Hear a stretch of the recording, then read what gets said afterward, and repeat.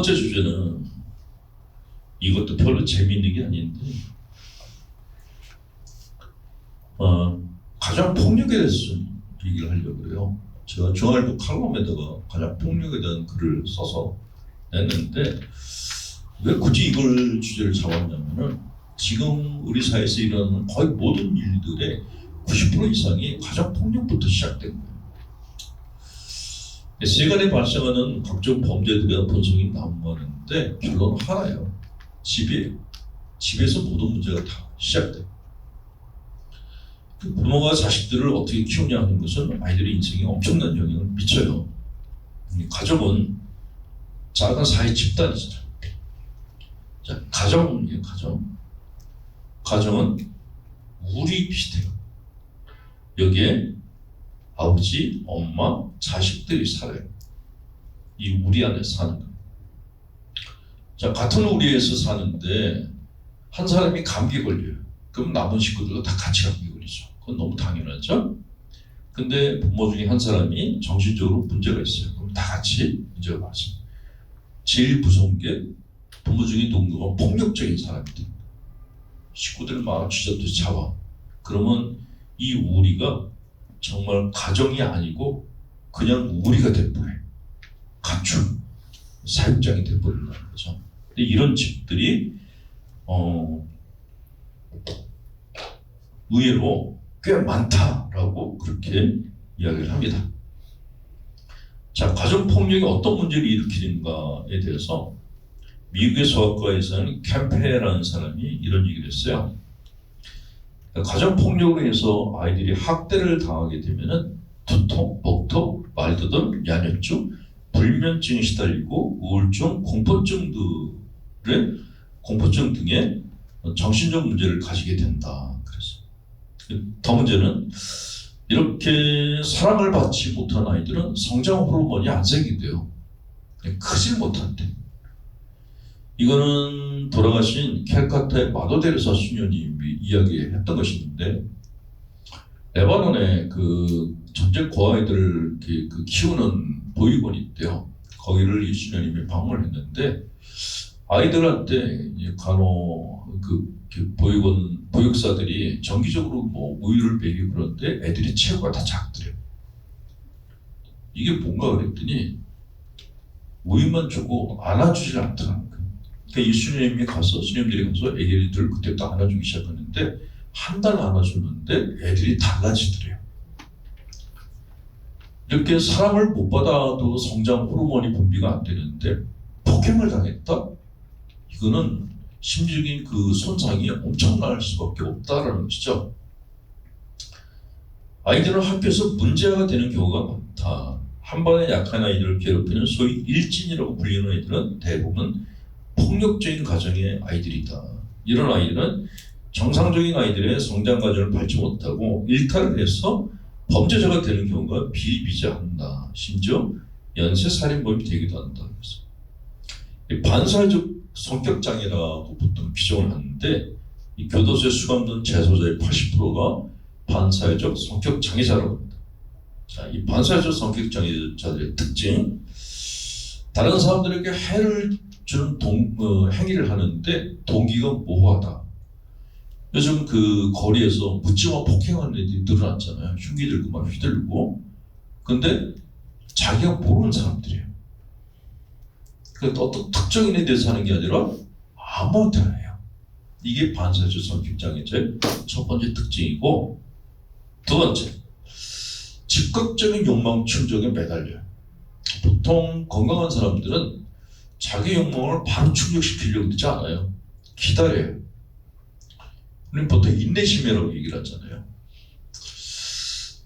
가끔 그 개 훈련시키는 사람들이 있어요. 근데 훈련받은 개하고 똥개하고 뭐가 다를까요? 훈련받은 개하고 똥개하고 차이 뭐죠? 먹을 걸 갖다 줬을 때 똥개들은 정신없이 먹어요. 주인이 건드리면 주인을 물어요. 이게 똥개들이에요. 근데 훈련받은 개들은 어떨까요? 주인이 먹으라 그럴 때까지 기다려요. 거기서 개값이 달라져. 근데 이게 사람도 똑같아요. 사람도 기다릴 줄 아는 사람들이 성숙해요. 그냥 배고프다고 먹고 뭐 하고 싶다고 먹고 이게 유아적이에요. 근데 이렇게 자기 욕구 충족을 반드시 시켜야 된다라고 생각하는 사람들이 반사회적 성격 장애인 경우가 많다라는 것이죠. 자, 그다음 자신의 행동에 대해서 반성과 후회가 없다. 이 초자 기능이 마비된 거죠. 다른 사람들한테 흉기를 휘둘러서 죽였는데 미안한 기색이 없어. 근데 요즘 애들은 또 영악하더라고. 깜빵에 수감된 날짜를 줄이려고 거짓말로 사과를 하는 거예요. 그 카메라가 비추니까 뭐 진심으로 사과하고 뭐 어쩌고저쩌고 그러는데 느낌이 하나도 없어요. 저 자식이 거짓말 하는구나 라는 그런 느낌이 들죠. 그 법원에서도 예전에는 반성문을 많이 쓰면 형량을 줄여줬대요. 근데 요즘은 판사들도 그런 거 하도 많이 보니까 이런 반성문이 그렇게 효과가 없다라고 그렇게 얘기를 하기도 합니다.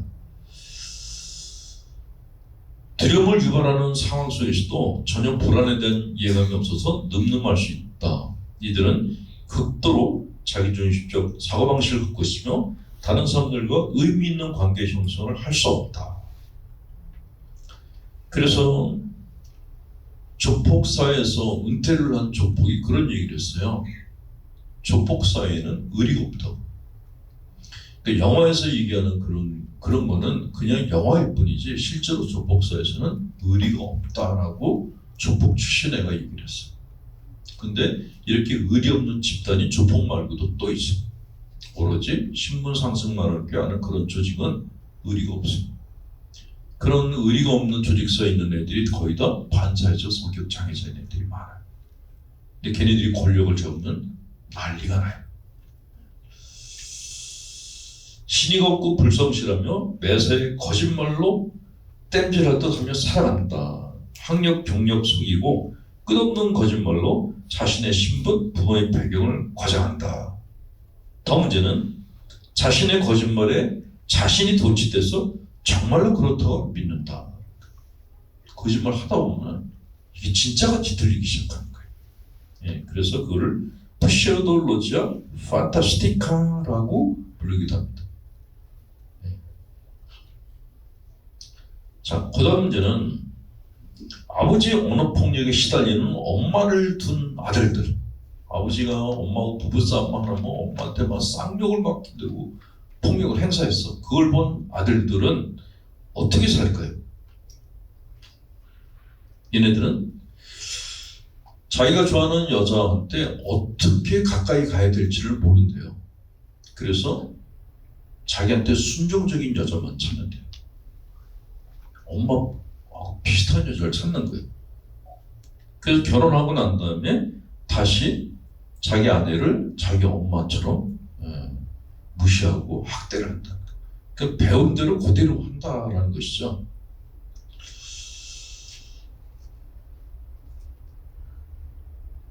여자들의 경우는 여아들의 경우는 어떤가? 아들들은 엄마 닮은 여자를 만나가지고 폭행을 가하면서 또 하나의 가정폭력을 만드는데 그러면 여자아이들은 어떨까요? 여자아이들은 리피티션 컴펄션이라고 해서 이걸 반복 강박이라고.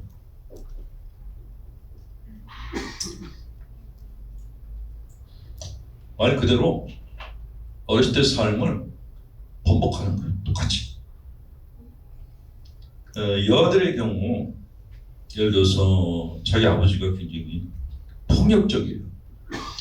술 먹으면 이제 주사가 심한 그런 아버지를 둔 딸들 같은 경우에 되게 결심을 해요. 나는 절대로 술 먹는 남자하고 결혼 안 한다. 근데 결혼할 때 되면은 술 먹는 남자하고 결혼을 해요. 왜 그럴까요? 어디서 본 것 같아. 너무 익숙해. 이게 바닥에 깔려 있어. 그래서 옆에서 말리는데도 결혼을 해요. 왜 결혼하냐면 자주 보던 사람이니까 편안하다는 생각이 든다는 거예요.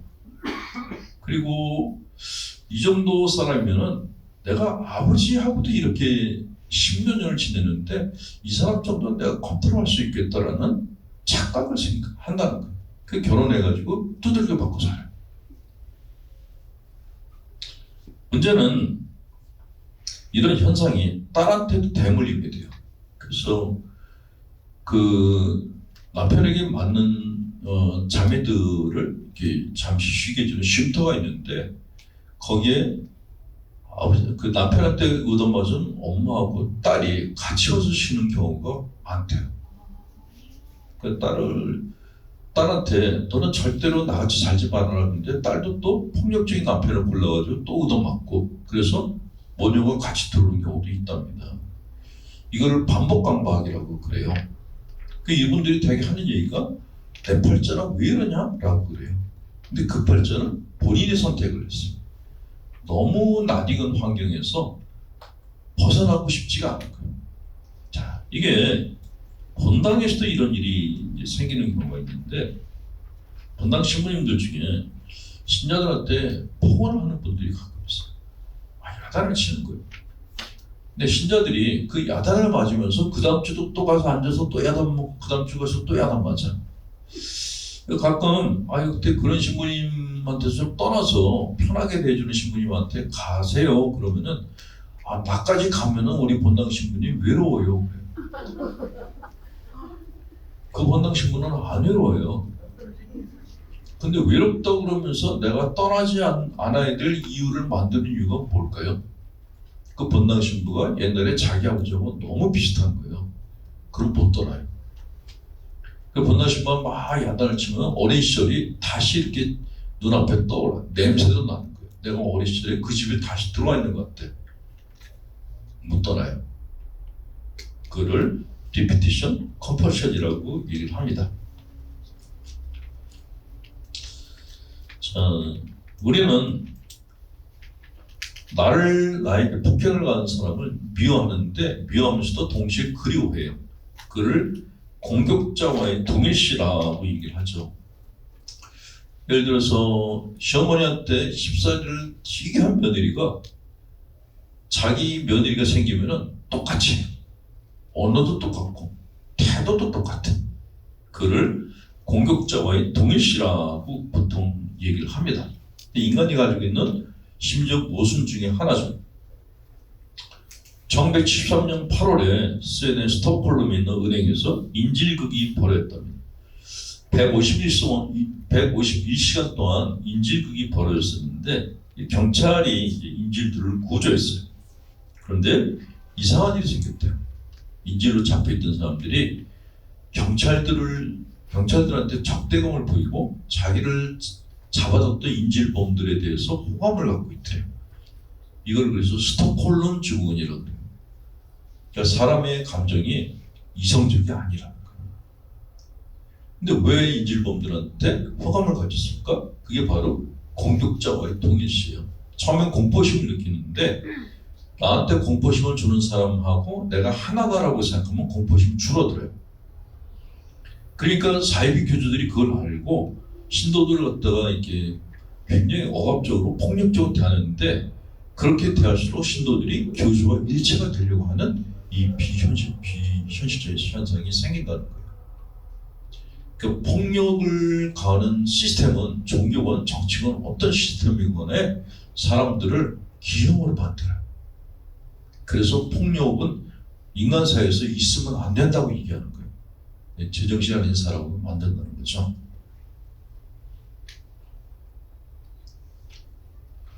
자, 폭력적인 가정에서 자란 아이들은 사이비 교주가 되거나 교주를 추종하는 신도가 됩니다. 폭력적인 가정에서 자란 아이들은 독재자가 되거나 독재자를 추종하는 사람이 돼요. 이게 가해자를 증오하면서 존경하는 그런 이중적인 심리 구조 때문에 이런 일들이 생긴다라고 이야기를 합니다. 예. 자, 이 중에서 우리 사회 일 중에서 납득이 잘 안 되는 것 중에 하나가 우리는 일제 시대를 겪었어요. 많은 사람들이 예전에 일본인들이 우리나라 사람들한테 가했던 만행에 대해서 분노를 해요. 근데 일부 지식인들이 그때 일본이 없어서 우리나라 그때가 안 됐다. 우리가 일본의 수혜를 입었다. 그러면서 일본의 편을 드는 사람들이 있어요. 그래서 많은 사람들이 분노를 하게끔 만드는데 그 사람들은 너무 당당해요. 근데 저 사람들 왜 저런 생각을 가질까? 그랬더니 가정폭력 집안 사람들이 학대를 당했던 사람들 있잖아요. 그 일본으로부터 우리나라는 사실 학대를 당한 거예요. 근데 그 학대를 하는 사람에 대해서 동일시 하는 거예요. 그러니까 일본 사람들이 하는 거는 우리한테 잘해준 거다. 그거는 이렇게 생각하시면 돼요. 내가 폭력적인 부모님한테 매를 맞는데 애들이 자기가 매를 맞는 것에 대한 공포심을 줄이는 방법은 이렇게 생각하는 거예요. 내가 맞을 짓을 해서 지금 맞는 거야 라고. 이거를 가장 악용하는 게 독재자 사이비 교제예요. 이거는 일본 극우도 마찬가지고 니들이 비기해서 우리가 너희들을 근대화시켜준 거야. 이게 일본 극우들의 논리거든요. 그런데 이런 가해자의 논리를 우리나라에 있는 일부 지식인들이 피해자 쪽의 입장에서 그거를 동의를 하는 거예요. 맞다고. 그는 정신병적인 문제가 있는 거죠. 물론 우리나라가 그 당시 조정이 부패해서 나라가 심약했기 때문에 침략을 당할 수밖에 없었어요. 그 당시 조정에 대해서는 비판할 여지가 있는데 그렇다고 해서 일본이 우리나라에 들어서 수탈을 하고 우리나라 국민을 학대한 거에 대해서 그건 정당한 거다 이렇게 얘기하는 거는 그건 병적인 해석이에요. 그런 지식인들이 늘어나면은 진짜 곤란해요. 독재자들을 추종하는 사람들의 심리. 자, 우리가 받은 수많은 교육 내용들은 학대에 가까운 것들이 많았다. 그런데 이상하게 학대를 받을수록 아이들은 자신들이 잘못이 있다고 생각하면서 어른들을 이상화한다. 왜냐하면 이것이 아이들이 살아남는 방법이기 때문에 그렇다. 학대받은 아이가 부모를 이상화하려면 학대에 대한 책임이 자기에게 있다고 믿어야만 된다. 그래서 내가 맞을 짓을 해서 맞는다는 말을 하는 것이다. 그런데 문제는 이런 현상이 독재국가에서도 발생한다. 국민을 핍박하는 독재자를 칭송하고 우러러보는 사람들은 학대 과정에서 자란 사람들이다. 그렇죠. 가정 폭력의 문제가 그냥 그 가족만의 문제가 절대로 아니라는 거예요. 자신을 사랑으로 받아줄 일을 갖지 못한 아이들은 학대자, 독재자에게라도 의존하고 싶어하는 병적인 삶을 살게 된다. 이게 무서운 거죠. 자, 그러면 이런 상황 속에서 벗어날 수 있는 방법은 뭔가? 사공정규라는 정신과 의사가 마음출구라는 책에서 이런 얘기를 썼습니다. 사람이 된 듯 최선을 다하다가도 다시 그 이전처럼 되는 것, 끊어내려고 다짐하지만 그 일을 반복하는 것, 이것을 반복 강박이라고 합니다. 사람들은 익숙하지 않은 것보다 익숙한 것을, 불편한 것보다 편안한 것을 좋아합니다. 익숙하지 않으면 불편하고 불편하면 고통을 느낍니다. 그러나 반복 강박의 익숙한 편안함은 그 순간에 편할지 몰라도 우리 삶을 더 큰 고통과 불행으로 내뭅니다. 사람들은 미래의 더 큰 고통보다 당장의 작은 고통을 더 싫어하고 미래의 더 큰 불행보다 당장의 작은 불행을 더 싫어하기 때문에 자기가 갖고 있는 불행의 쳇바퀴에서 벗어나려고 하지 않습니다. 하고 있습니다. 근데 이런 반복 강박에서 벗어나려면 어떻게 되는가? 낯선 것에 대해서 도전을 해야 된다고 얘기를 해요. 낯선 불편감에 자신을 던져 놓을 필요가 있다라고 얘기를 합니다.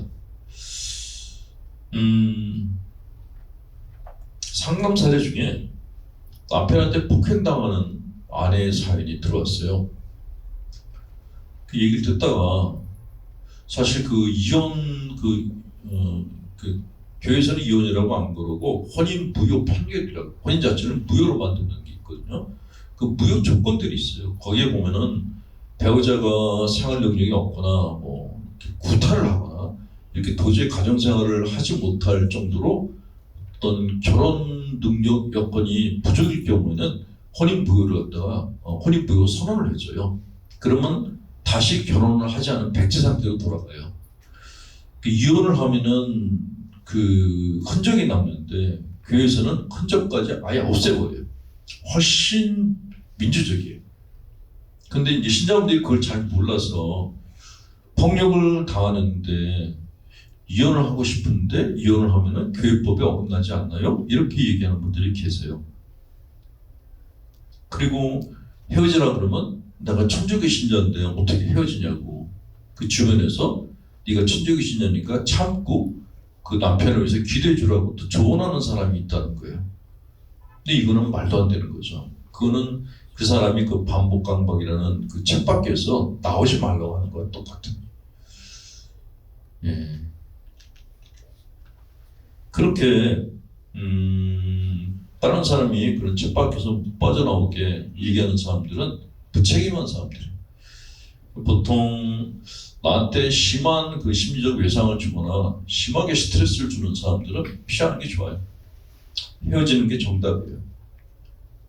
그런 경우는 인연이라고 볼 수가 없죠. 그래서 제가 방송에서 그런 배우자를 어떻게 데리고 사냐, 헤어져라 그랬어요. 이혼하는 말은 안 했어요. 우리나라 말은 그게 참 좋더라고요. 이렇게. 교회법상에 어긋나는 얘기는 안 했어요. 그냥 헤어지라고 안 보고 사는 게 좋다 그랬어요. 저는 안전하게 얘기했다고 생각했는데 방송이 끝난 다음에 이혼을 조장하는 신부라고 그 딱지가 붙었어요. 저 신부한테 상담하면 무조건 이혼하라 그래 라는 그런 소문이 돈대요. 근데 저는 한 번도 이혼하라는 말을 안 했어요. 그냥 헤어지라고 했어요. 자, 가정폭력은 국가가 개입할 일이 아니다 라고 주장하는 분들이 있습니다. 심지어 내 새끼를 내가 내 마음대로 하는데 왜 국가가 간섭하냐 하는 분들도 있는데 아이들은 미래 사회의 기둥들이에요. 이 기둥이 썩으면 나라가 무너져요. 그러니까 아이들을 키우는 양육의 문제는 그 가정만의 문제가 아니라 사회적 문제이기도 하고 국가적 문제이기도 해요. 국가가 책임질 부분이 많다라는 것이죠. 그래서 외국에서는 가정 문제가 생기면 경찰이 바로 개입을 해요. 부모로부터 격리시키는 경우도 있어요. 근데 우리는 흐지부지 애를 격리시켰다가 다시 집으로 또 보내요. 해결이 안 되는 거예요. 그러니까 격리시키는 것까지만 보도가 돼요. 나중에 걔를 누가 책임져야 되잖아요. 걔를 누가 책임지겠어요? 그 슬그머니 집으로 다시 보내. 또 폭력을 또 당해. 또 나와. 이게 우리가 갖고 있는 시스템의 한계예요. 그래서 이 부분을 어떤 방식으로 이 부분을 보완해 나갈까 하는 것이 정말 큰 숙제죠. 요즘은 아이들이 아이를 안 낳으려고 그러잖아요. 군대 군인 수가 부족해서 부대가 없어져 가고 있어요. 청년들이 없어져 가고 있어요.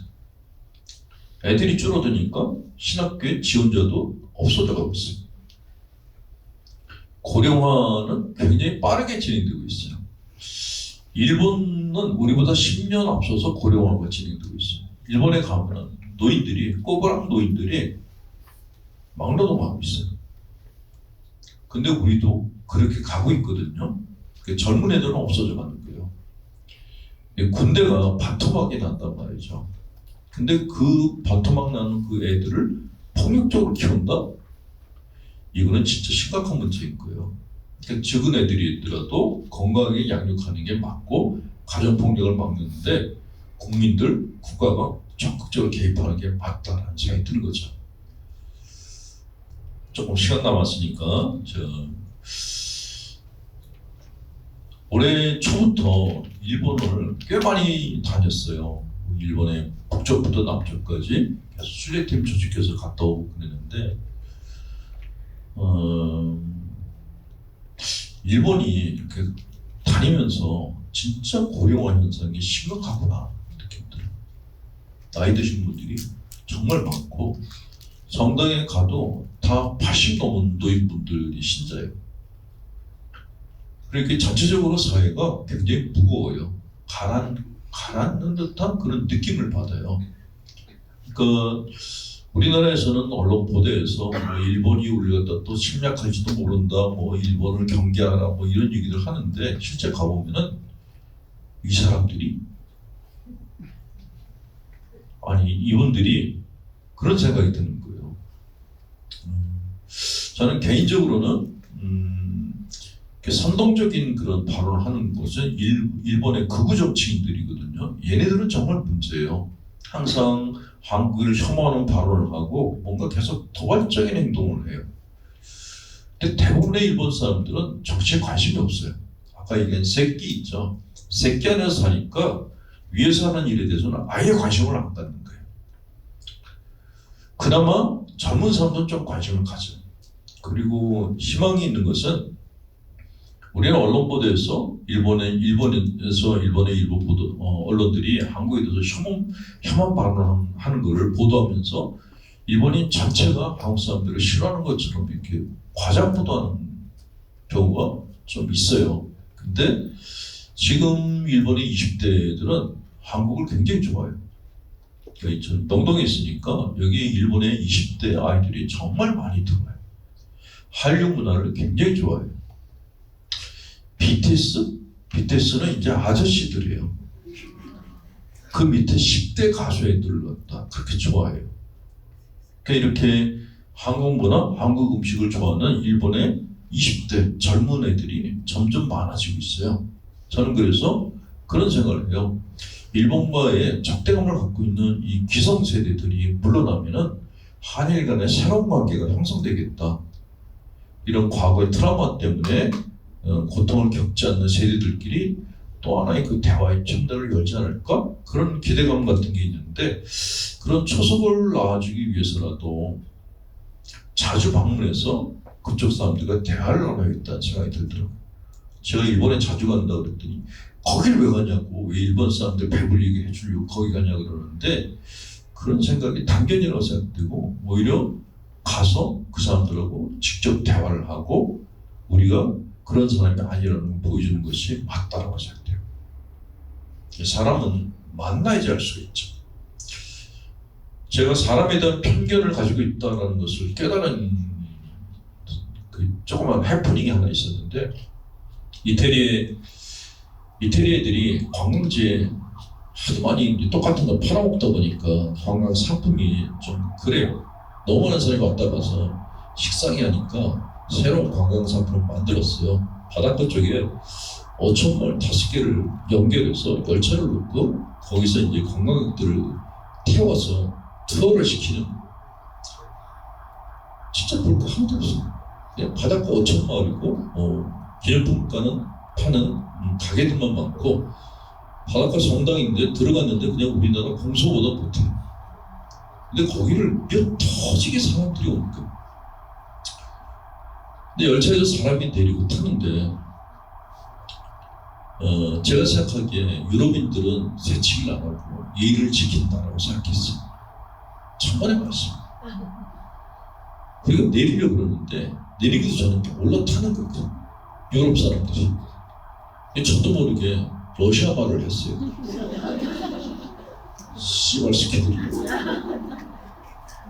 개떼 스키들. 러시아어가 욕하는데 정말 적절한 용어예요. 뭐 양심도 없이 그냥 막 올라타는 거예요. 젊은 것들이. 근데 그다음 이제 다 끝나고 저희가 이제 그 노인분들 모시고서 그 열차를 탔어요. 근데 중국의 젊은 애들이 둘이 앉아 있더라고요. 근데 보고 에이 그랬거든요. 근데 걔네가 갑자기 벌떡 일어났더니 자리를 양보하는 거예요. 그때 얼마나 부끄럽던지. 중국인 그러면은 예의 없고 새치기 잘하고 그런 생각을 갖고 있었는데 아닌 애들도 있더라고요. 근데 잘못 생각했구나. 그런 걸 겪고 나니까 걔네들 보면서 야, 니네가 크면은 중국의 기둥이 되겠다. 그 생각이 들었어요. 근데 사람과 사람은 만나야 돼요.